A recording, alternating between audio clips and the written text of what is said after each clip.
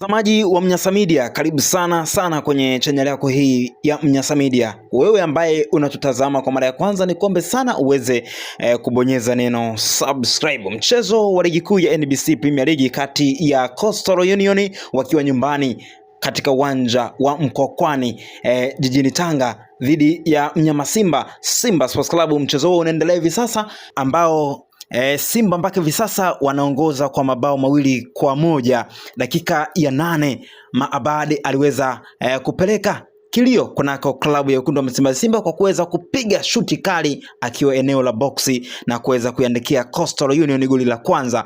Lakini mnamo dakika ya 37 ya mchezo, Libase Gay alipokea pasi nzuri kabisa kutoka kwa Kratos Chota Chama Mwamba Lusaka na kuweza kulevo goli kwa maana scoreboard na kuweka 1-1, ubao kasoma 1-1. Lakini Anicet Oula aliweza kupachika goli lingine la pili kwa klabu ya Simba baada ya kona ambayo imechongwa na Kratos Chota Chama na kupigwa kambani na Anicet Oula na kuiandikia Simba goli la pili. Kwa maana gani? Kwa maana kwamba Kratos Chota Chama tayari ndani ya dakika 45 za kipindi cha kwanza ameshatengeneza assist 2 katika mchezo huo, akiweza kutoa pasi ya bao la kwanza kwa Libase Gay dakika 37 na pasi ya pili ya goli kwa Anicet Oula. Kwa hiyo Chama Mwamba Lusaka bado amefanya vizuri katika mchezo huu mpaka hivi sasa akiwa tayari ametoa assist 2. Lakini Coastal Union wana kazi nzito ya kufanya, kwa sababu tayari Simba wameonekana kama wamecharuka hivi katika dakika ambazo wamekwisha kucheza. Manake nini? Manake kwamba ndani ya dakika 45 za kipindi cha pili